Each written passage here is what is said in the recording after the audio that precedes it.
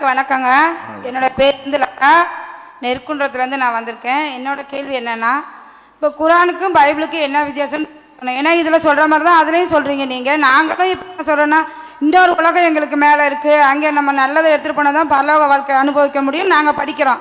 இருந்தாலும் வந்து கடவுள் என்ன செய்கிறாருன்னா, சிலுவையில் வந்து அவ்வளோ கஷ்டப்பட்டு அவர் மரணத்தை தழுவுறாரு. அதை நீங்கள் பார்த்துருப்பீங்க, எல்லாரும் பார்த்துருக்க தான் செய்வாங்க. அந்த மாதிரி வந்து என் கடவுள் மனிதர்களுக்காக சிலுவையில் வந்து மறிக்கிறதுக்கு நாங்கள் கேட்குறோம். அதுக்கு நீங்கள் எனக்கு பதில் சொல்லணும். அப்புறம் ஒன்றுங்க, கிமு கிபி இது ரெண்டு தானங்க சொல்லப்படுது உலகத்தில். என்னாலும் மித்த கடவுள்களோ சொல்லவே இல்லையே, இதுக்கு எங்கள் பதில் சொல்ல. இது ஒரு நல்ல ஒரு கேள்வி கேட்டிருக்கிறாங்க. அப்போ கிறிஸ்தவ மார்க்கத்திலையும் மறுமை பரலோக ராஜ்யம்னு சொல்கிறாங்க. அதாவது இந்த உலகம் அழிக்கப்படும்ங்கிறது இஸ்லாத்திலையும் இருக்கிறது, கிறிஸ்துவத்திலையும் இருக்கிறது. அழிக்கப்பட்ட பிறகு கடவுள் பரலோக ராஜ்யம், நாங்கள் மறுமைங்கிறோம்ல, அது கிறிஸ்தவர்கள் பரலோக ராஜ்யம்னு சொல்லுவாங்க. அப்படி ஒரு ராஜ்யம் இருக்கிறது. அதில் கடவுள் வந்து தீர்ப்பளிப்பார் நல்ல அப்படிங்கிற அந்த விஷயங்கள் எல்லாம் வந்து இஸ்லாத்திலையும் கிறிஸ்துவலையும் ஒரே மாதிரி தான் இருக்கிறது. ஆனால் என்ன செய்கிறோம்னா, நாங்கள் இயேசுநாதரை வந்து எங்களுடைய பாவங்களை எல்லாம் அவர் சுமந்து கொண்டார், சிலுவையில் தன்னை கொடுத்து சுமந்து கொண்டார் நம்புகிறோம். முஸ்லீம் நம்புறதில்லை. அப்போ என்ன வித்தியாசம்னு கேட்குறாங்க. என்ன வித்தியாசம்னு கேட்டால், ஒரு மனிதன் வந்து இஸ்லாமிய கான்செப்டும் கிறிஸ்தவம் எங்கெல்லாம் வேறுபடுதுன்னு பார்ப்போம். ஒத்துமைங்கிறத ரெண்டாவது வச்சுக்கிடுவோம். எங்கே வேறுபடுதுன்னா, இஸ்லாம் சொல்லுது ஒருவர் சுமையை ஒருவர் சுமக்க மாட்டார். First matter. இஸ்லாமுடைய அடிப்படை கொள்கை என்னன்னு கேட்டால், ஒருவர் சுமையை இன்னொருவர் சுமக்க முடியாது. இப்போ நான் கெட்ட செயல் செய்கிறேன்னு வைங்க, எனக்காக வேண்டி வேற ஒருத்தர் தண்டிக்கக்கூடாது, என்னை தான் தண்டிக்கணும். நான் கொலை செஞ்சதுக்காக வேண்டி எங்கள் அண்ணனை கூட தூக்கில் போடக்கூடாது, என்னை தான் போடணும். அப்போ நான் திருடுனேன்னு சொன்னால் எனக்கு தண்டனை கொடுக்கணுமே தவிர என் பையனுக்கு கொடுக்கலாமா? கொடுக்கக்கூடாது. அப்போ எந்த ஒரு செயலை ஒருத்தர் செஞ்சாலும் தண்டனை அவருக்கு தான் கொடுக்க வேண்டும், பரிசும் அவருக்கு தான் கொடுக்க வேண்டும். அப்போ ஒருவருடைய செயலுக்கு இன்னொருத்தர் வந்து பொறுப்பாளி ஆகக்கூடாது. இது லாஜிக்கும் இல்லை. உலகத்தில் கிறிஸ்துவர்கள் ஆளுகிற நாட்டில் கூட ஒருத்தன் செஞ்சதுக்காக ஒருத்தன் தண்டிக்க மாட்டாங்க, அவனைத்தான் தேடுவாங்க. எவன் வந்து வாட்டிகன் போப்பாண்டவர் கையில் உள்ள ஒரு நிர்வாகமாக இருந்தாலும் அங்கே திருட்டு போச்சுன்னு சொன்னால் திருட்டு பையில பிடிப்பாங்களே தவிர அவனுடைய அண்ணனை தம்பியை பிடிச்சி ஜெயிலில் போட மாட்டாங்க, அவனை கொண்டு வாண்டுருவாங்க. அப்போ இதான் உலகத்தில் நீங்கள் நாங்கள் உலகத்தில் எல்லாரும் ஏற்றுக்கொண்ட ஒரு நியதி, அறிவுபூர்வமான நியதி. இந்த நியதியை தான் கடவுளும் சொல்லுவார், இதுக்கு மாற்றமாக சொல்ல முடியுமா?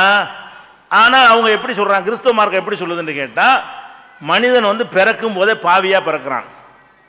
ஏன் பாவியாக பிறக்கிறான் என்று கேட்டால், முதல் மனிதர் ஆதாம் இருக்கார்ல, அவர் கடவுள் கட்டளை மீறிட்டார். அவர் மீறிட்டதுனால பிறக்கிறவனா பாவியாக பிறக்கிறான்னு ஃபஸ்ட்டு விஷயத்தை வர்றாங்க. அவர் மீறினா அவர் தானடா பாவி, நான் ஏன் பாவியாகிறேன்? திருட்டு பயலுக்கு பிறந்தவன்லாம் திருடன் ஆயிடுவானா? கொள்ளைக்காரனுக்கு பிறந்தவன்லாம் பெரிய பெரிய தலைவர்களை வரலையா உலகத்தில்? அப்போ ஏசுனா ஆதாம் பாவம் செய்தார், அது ஓகே, இஸ்லாமும் அதை சொல்லுகிறது. அது எப்படி சொல்லுகிறது? ஆதாம் பாவம் செஞ்சார், கடவுளை மன்னித்தார், முடிஞ்ச டாபிக் ஓவர், அதுக்கும் உனக்கும் சம்பந்தம் இல்லைன்னு இஸ்லாம் சொல்லுது. அவங்க என்ன சொல்றாங்கன்னு கேட்டால், ஆதாம் பாவம் செஞ்சார்ல, அதனால பிறக்கிற எல்லாரும் பாவியா பிறக்கிறான் அப்படிங்கிறாங்க. அப்போ இது உங்கள் அறிவு ஏற்றுக்கிறதா? அந்த கொள்கை சரின்னு நினைக்கிறீங்களா? அது பார்க்கணும். இதுக்கு பேர் பிறவி பாவம். இதுக்கு என்ன செய்யறாங்க? அவன் செய்கிற பாவம் தனியா. பிறவி பாவம்னா என்னது? பிறக்கும் போதே ஒட்டிக்கிட்டு வருது, யாரா இருந்தாலும் அந்த பாவத்தோடு வரணும். இந்த பாவத்துக்கு என்ன பரிகாரம்? பிறக்கும் போதே பாவியா பிறந்துட்டீங்கல்ல, நீங்க செய்யற பாவத்துக்கு மன்னிப்பு கேட்டுக்கலாம். நீங்க பிறக்கும் போதே ஒட்டிக்கிட்டு பிறவி பாவம் இருக்கு, அதுக்கு என்ன பிராயச்சித்தம் என்னன்னு கேட்டா, ஒரு பெரிய பழி கொடுக்க வேண்டும். கடவுளுக்காக பெரிய பழி கொடுக்கணும். அந்த பழி கொடுத்தா தான் அந்த பாவம் அழியும். அந்த பழி கொடுக்கறதுக்கு ஒருத்தருக்கு முடியாத காரணத்தினால இயேசு என்ன செஞ்சாருன்னு கேட்டா, இதோ என்னை நான் பழி கொடுக்கிறேன், உங்களுக்கு வர்ற பிறவி பாவத்துக்காக வேண்டி என்னையே இதோ உயிரை நான் கொடுத்து விட்டேன் என்று அவர் பழி கொடுத்து விட்டார். அதை ஏற்றுக்கொண்டு அதை நம்பினால் அவர்களுக்கு பரலோக ராஜ்யத்தில் இடம் கிடைக்கும். இதை நம்பணும். நாம் பாவியாக பிறந்தோம், அந்த பாவத்திற்காக இயேசு மீட்பர் வந்து என்ன செஞ்சாரு? நம்மளை வந்து தேவ ஆட்டுக்குட்டின்னு சொல்லுவாங்க, தேவனுடைய ஆட்டுக்குட்டியாக பலியானார். தேவ ஆட்டுக்குட்டியாக இயேசு வந்து தன்னையே பலி கொடுத்து கொண்டார். அதை நீங்க நம்புனா உங்களுக்கு பரலோக ராஜ்யம். நீங்க என்ன செய்றீங்கன்னா டாபிக் கிடையாது. நீங்க என்ன ஏத்துக்கிறன்னு, நாங்கள்லாம் பிறக்கும்போது பாவி, இயேசு பாவத்தை சுமக்க உயிரை கொடுத்தாரு, அதை நாங்கள் ஏற்றுக்கொள்கிறோம், உங்களுக்கு சொர்க்கம் கிடைக்கும். நீங்கள் நல்லவனா இருக்கிறது அது எதுவுமே டாபிக் கிடையாதுங்க. இது அந்த கான்செப்டில் சொல்கிறாங்க. நம்ம என்ன செய்கிறோம்னு கேட்டால், இந்த பைபிள் படியை பார்த்தோம்னா, இயேசு வந்து அவராக பலியானார். மக்களே, நீங்கள்லாம் பாவம் செய்து விட்டீர்கள், பாவியாக பிறக்கிறீர்கள், இதோ நான் போய் என்னுடைய உயிரை கொடுக்கிறேன் அப்படி சொல்லி பார்க்கவே இல்லை. அவர் ஒரு பிரச்சாரம் செய்கிறார். பைபிளில் உள்ளதை நான் சொல்றேன். பைபிள் பிரகாரம் அவர் அந்த மக்கள்கிட்ட போய் சில பிரச்சாரம் மூட நம்பிக்கைலாம் எதிர்த்து பிரச்சாரம் பண்ணுகிறார். ஆதிக்க சக்தி உள்ளவங்க எதிர்க்கிறாங்க, எதிர்த்து இவரை கொலை பண்ணணும்னு தேடுறாங்க. தப்பிச்சு ஓடி போயிடுறாரு. தானே பழியா வந்தவரை தப்பிச்சா ஓடுவாங்க. இந்த நிக்கிற வாடா பிடிச்சிட்டு போடான்னு சொல்லல. அவர் தப்பிச்சு ஓடுறாரா, மலையில் போய் உட்காந்துக்கிறாரு. தேடிக்கிட்டு வர்றாங்க. தேடிட்டு வந்து எங்கே வர்றான்னு வரும்போது என்ன செய்கிறாங்க, அவர் கண்டுபிடிக்க முடியல. அவர்கிட்ட இருந்த ஒருத்தன் காட்டி கொடுக்குறான். யார் காட்டி கொடுத்தாலும் என்ன அர்த்தம், ஓடினாருன்னு அர்த்தம். 30 காசுக்காகவே காட்டி கொடுத்தாருன்னு கேளுங்கள் தரப்பன்னு படிக்கிறாங்கல்ல. அப்போ அதில் என்ன வரும், 30 காசுக்காகவே காட்டி கொடுத்தாரு. 30 காசு வெள்ளி காசை வாங்கிட்டு அவரை காட்டி கொடுக்குறான். எப்படி காட்டி கொடுக்குறாங்க, நீ வா, நான் வந்து டைரெக்டாக காட்டி தர மாட்டேன், நான் போய் இயேசுவை கட்டி, யார் இல்லை இயேசு அவரை கட்டி பிடிப்பேன், நீ பிடிச்சிட்டு போயிட வர அப்படின்னு சொல்லி அந்த காட்டி கொடுக்குறாள் என்ன செய்கிறாரு, அரசாங்க ஊழியர்கிட்ட பேசிட்டு போய் இயேசு மறைஞ்சு நிற்கிறார்ல, அவர் போய் கட்டி பிடிக்கிறாரு. தான் ஆளுன்னு திட்டி போயிடுறாங்க. அப்போ என்ன விளங்குதுன்னு கேட்டால், அவர் முடிஞ்ச அளவுக்கு தப்பிக்க பார்த்துருக்கிறார்.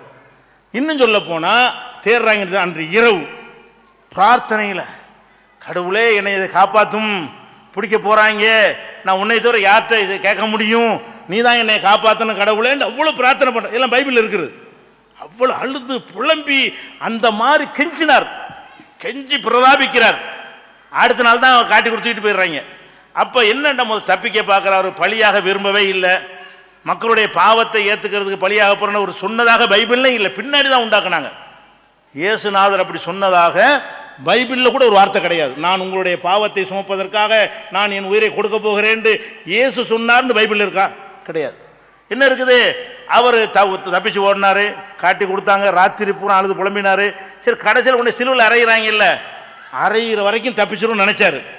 அறையும் போது என்ன சொல்றாருன்னு கேட்டா, ஏலி ஏலி லாமா சபக்தானி, என் தேவனை என்னை ஏன் கைவிட்டாய், இவ்வளவு கெஞ்சினே, என்னை தப்பிக்க கூடாம சிலுவையில் அறைய வச்சுட்டியேன்னு சொன்னாரா இல்லையா? இந்த வார்த்தையை சொன்னார் என்று பைபிள் இருக்கிறது. மத்தேயு எழுதியிருக்கிறாரு, மார்க் எழுதியிருக்கிறாரு, லூக்கா எழுதியிருக்கிறாரு, யோவான் 4 சுவிசேஷத்திலையும் இந்த வாசகம் இருக்கு. என்னது, ஏலி ஏலி லாமா சபக்தானி, என் தேவன், ஏலினா என் தேவனை, கடவுள்னு அர்த்தம். அவரே கடவுளை தான் கூப்பிடுறாரு. அவர் எந்த கடவுளை கூப்பிட்டாரு அந்த கடவுளை கூப்பிடுங்க. அவர் என்ன செய்றாரு, ஏலின்னு கூப்பிட்டார்ல, கடவுளே கடவுளே என்னையும் கைவிட்டீங்க, இவ்வளவு பிரார்த்தனை பண்ணனே, இவங்க கையில மாட்டு விட்டீங்களேன்னு கேட்கிறாரு. அப்ப அந்த பைபிள் பிரகாரம் அவர் தப்பிக்க எல்லா முயற்சியும் பண்ணினாரு, நம்ம சாக கூடாதுங்கிறது அவ்வளவு முயற்சியும் பண்ணினாரு. அதை மீறி மாட்டிக்கொண்டார்னு இருக்கும் பொழுது இதுதான் பழியாகும். பழிண்டா இதா, நம்மளா போய் இருந்தாங்க என்னை எடுத்துக்கிறேங்கடா, அது பழியா இருக்கு. பிடிச்சி போட்டாங்க. இதுக்கு போட்டது அவரும் சொல்லலை, நான் அனைவருடைய பாவத்துக்காக பழியாக போறேன் அவரும் இயேசுநாதரும் சொல்லவில்லை. அப்ப இது என்ன பிரச்சனை என்று கேட்டால், எல்லா சகோதரரும் வருத்தப்படக்கூடாது தகவலுக்காக நான் சொல்லிக் கொடுக்குறேன். இப்போ கிறிஸ்துவ மார்க்கம் இருக்கு இல்லையா, அது வந்து இயேசுநாதர் உருவாக்குனது கிடையாதுங்க. எல்லாரும் படித்த பாதிரியாரெல்லாம் கேட்டு பாருங்க. அது பின்னாடி பவுல்னு ஒருத்தர் வந்து உண்டாக்குனது. இயேசுக்கு பின்னாடி பவுல் அடிகள்னு ஒருத்தர் என்ன செய்யறாரு, இந்த கொள்கை உண்டாக்குனாரே தவிர இயேசு கொள்கை இது இல்லை. இயேசு இந்த ஒருத்தன் பாவத்தை ஒருத்தன் சுமக்குவான்றது இயேசு சொல்லலை. இயேசு சொன்னதெல்லாம் என்னென்னா, ஒரு கடவுளை வணங்குங்க. இன்னும் சொல்ல போனால், ஒரு அம்மா வர்றாங்க. ஒரு அம்மா வந்து என்ன செய்கிறாங்க, இயேசுகிட்ட வந்து இந்த 2 பிள்ளைகள் இருக்கிறது, பரலோக ராஜ்யத்தில் இந்த பிள்ளை உங்கள் வலது பக்கத்தில் இருக்கிற மாதிரியும் இந்த பிள்ளை உங்கள் இடது பாரசத்தில் இருக்கிற மாதிரி நீங்கள் தான் செய்யணும்னு அந்த அம்மா கேட்குது. அப்போ இயேசு என்ன சொல்கிறாரு, என் சித்தப்படி அல்ல, என் பிதாவின் சித்தப்படி அவன் நடக்கிறான், அவன் தான் பரலோக ராஜ்யத்தை அடைவான், என் கையில் இது கிடையாதுட்டார்.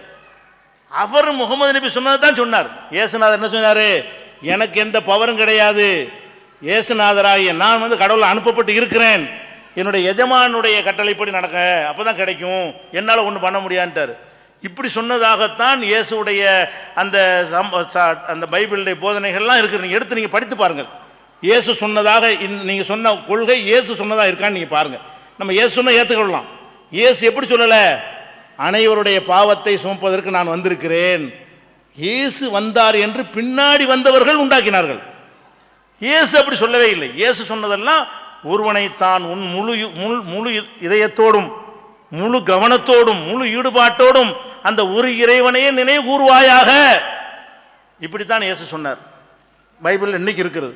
நீங்கள் அதை அறிந்து கொள்வதாக இருந்தால், இயேசு இறை மகனாண்டு ஒரு புஸ்தகம் போட்டிருக்கிறோம், உங்களுக்கு தர்றோம், நீங்களே படிச்சு பாருங்க. எல்லாம் பைபிள் கோட்டு தான். நான் சொன்ன இது எல்லாத்துக்குமே பைபிள் ஆதாரங்களை காட்டி இயேசு தன்னால பலியானார் அப்படி இருக்குதா பைபிள்ல, ஏன் இல்லாத சொல்றீங்க? இயேசுடைய மார்க்கம் இஸ்லாம் தான். சொல்ல போனா இயேசு சொன்ன மார்க்கம் என்னன்னு கேட்டால் ஒரு கடவுளை வணங்க சொன்னார். அதுக்கு தான் எதிரிகளை சம்பாதிச்சார், அதுக்கு தான் பல துன்பங்களுக்கு உள்ளானார். முகமது நபி அதை தான் செஞ்சார். அதனால இயேசுவை புகழ்ந்து குர்ஆனும் சொல்லுகிறது, ரொம்ப புகழ்ந்து சொல்லுகிறது இயேசுவை. அவர் ஒரு சீர்திருத்தவாதி, அவர் ஒரு தியாகி, அதனால மாற்றுக்கிறது கிடையாது. ஆனால் கடவுளுடைய மகன் கிடையாது.